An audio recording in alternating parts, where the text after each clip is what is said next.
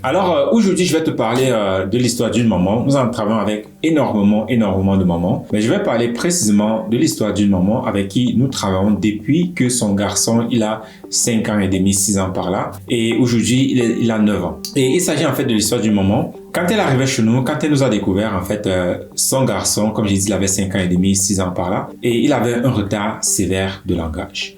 Donc, il avait un retard de langage, il avait les problèmes de concentration, il avait aussi les problèmes d'apprentissage, ce qui fait qu'il était extrêmement renfermé dans lui-même. Je sais, pour certaines mamans, les enfants sont agités, mais lui, c'était arrivé à un niveau où l'enfant était complètement renfermé en lui et sa seule façon d'interagir, de communiquer, c'était soit dans les cris ou bien dans les pleurs. C'est comme ça qu'il communiquait. Et à l'école, tout le temps, la maman s'en souvient, on lui convoquait toujours pour dire « Ok, ça ne va pas avec ton garçon, il faut faire quelque chose, Milan est monté, Milan est descendu. » Donc, ce qui fait que moins les choses, il crie, il pleure, c'est comme ça en fait qu'il interagissait parce qu'il n'arrivait pas vraiment à communiquer et dire ce qu'il ressentait. Et ce que la maman nous a expliqué, c'est qu'elle voyait en fait des spécialistes avec lui depuis qu'il a 3 ans et demi.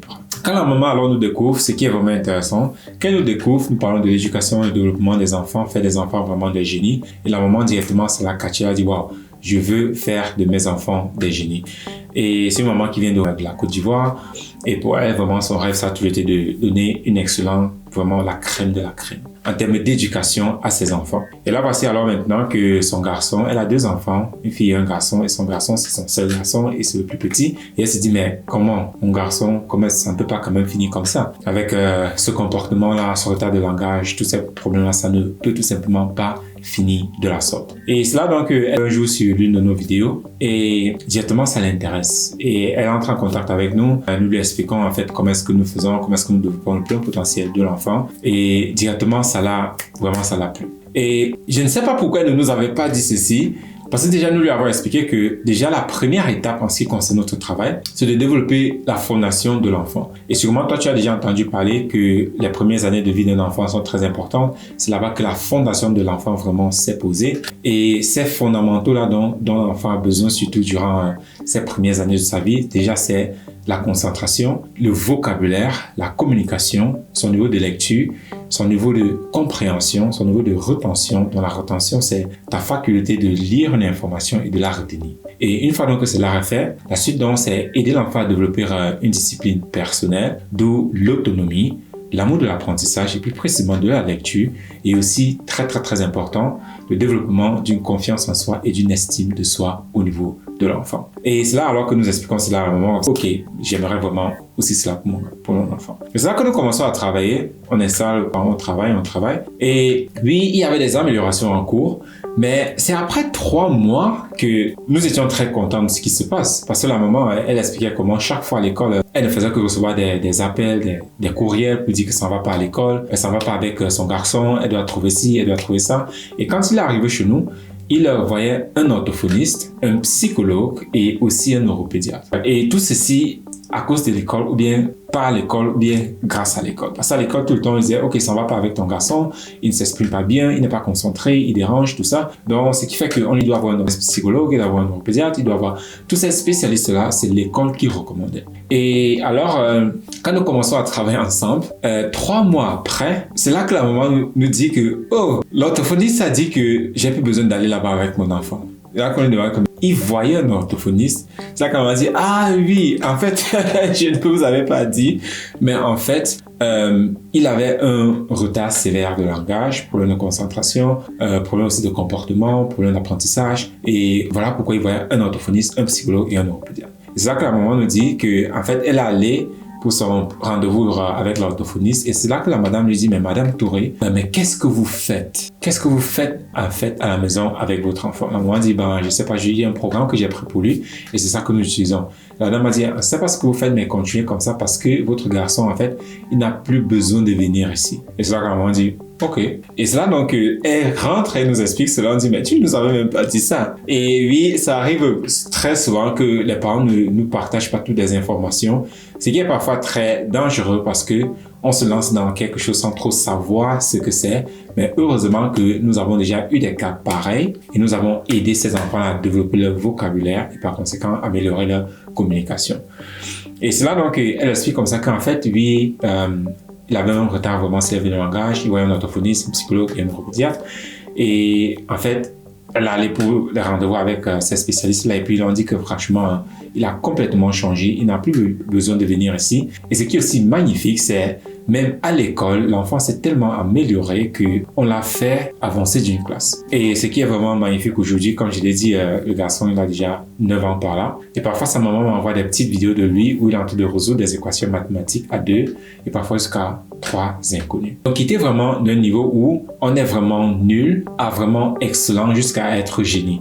Parce qu'aujourd'hui, quand les personnes voient le petit garçon, on se dit tout, il est né génie, c'est un enfant vraiment excellent, il est brillant parce que les mathématiques, la lecture, le travail, tout cela, il adore. Il adore la lecture, il adore les mathématiques, il adore. Quand vous le voyez, en fait, votre première réaction, c'est que waouh, c'est un génie. Là, la maman dit oui, il est peut-être un génie aujourd'hui, mais il y a un énorme travail que nous avons fait derrière, en amont, pour que l'enfant soit comme ça aujourd'hui.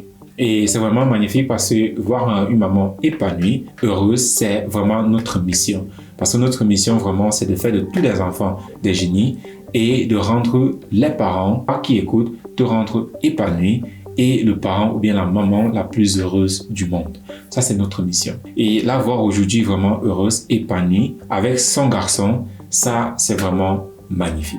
Alors, pourquoi est-ce que je te raconte cette histoire de cette maman-ci, Estelle? Déjà, peut-être que tu es dans une situation similaire ou bien tu connais quelqu'un qui est dans une situation similaire. Ce que j'aimerais te dire, c'est qu'il y a quelques facteurs que déjà, si ton enfant est dans une situation pareille ou bien si ton enfant n'est pas encore dans une situation pareille, des choses déjà que tu devras éviter. Le premier facteur vraiment à éviter, coûte que coûte, ce sont les dessins animés. Les dessins animés que ton enfant regarde, si tu regardes un peu, si tu prêtes attention au comportement de ton enfant, tu vas t'en rendre compte qu'il se comporte presque comme ces dessins animés qu'il est en train de regarder.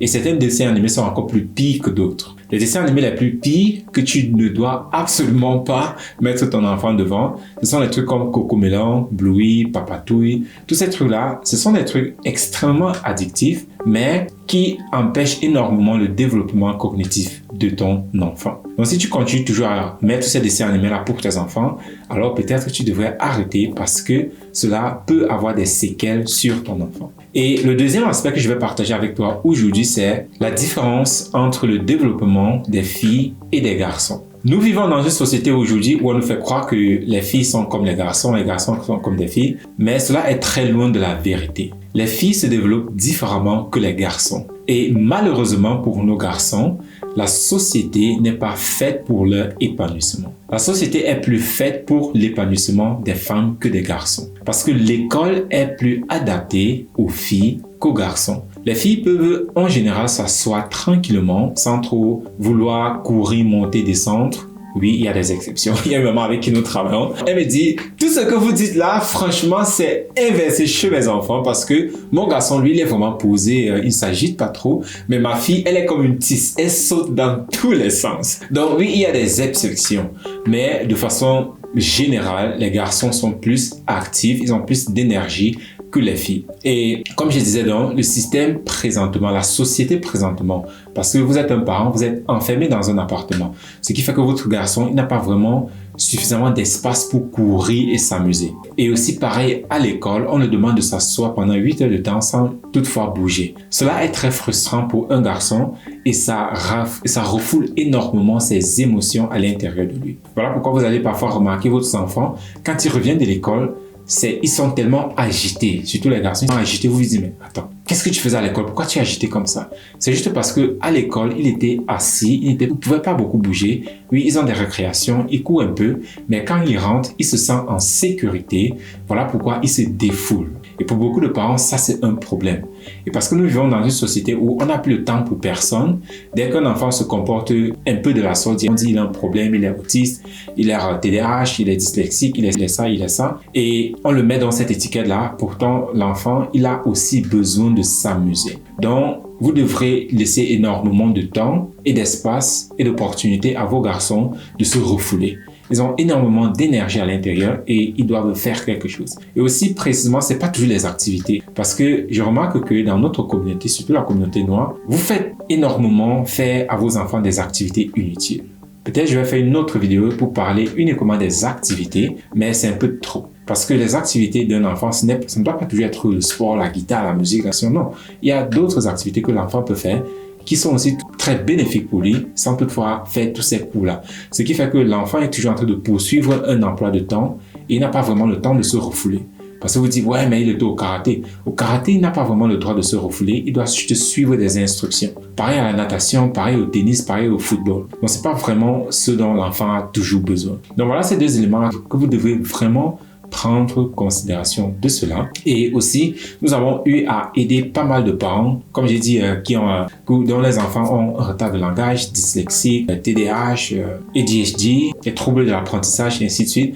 Donc, juste en les aidant à améliorer leur vocabulaire, nous avons obtenu des excellents résultats et d'amélioration chez ces enfants-là. Donc, si tu as des enfants qui ont soit déjà des troubles de langage, ou bien si tu as des enfants qui n'ont pas encore de troubles de langage, alors il y a ces deux paramètres-là que tu dois vraiment prêter attention à cela.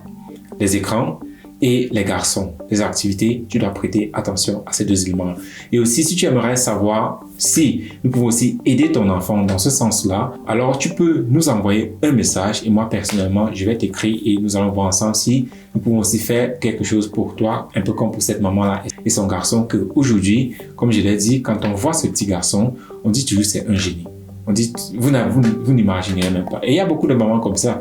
Il y a même aussi une autre avec qui nous avons commencé. Elle nous découvre quand son fils avait 4 ans et demi. Il est né prématuré à 5 mois. Il a passé 8 mois à l'hôpital sous couvreuse avant de rentrer à la maison. Et quand il rentre à la maison, il était suivi par 4 spécialistes par semaine. Il y avait 4 spécialistes qui le suivaient chaque semaine. Et quand sa maman nous découvre, Matt avait 4 ans et demi, retard sévère de langage, donc à peine il disait quelques mots. Et c'est comme ça donc que nous commençons aussi à travailler avec lui. Et aussi pareil, entre 2 mois et demi, 3 mois, le niveau de communication de l'enfant et d'expression de l'enfant a complètement changé. Et aujourd'hui, Matt a 6 ans et demi par là et son niveau de communication, son niveau de lecture, son niveau de compréhension, c'est vraiment magnifique. Quand vous communiquez avec Matt aujourd'hui, c'est vraiment beau à voir. Et la maman aussi, comme nous le disons, notre mission, c'est de te rendre vraiment la maman la plus épanouie et la maman la plus heureuse du monde.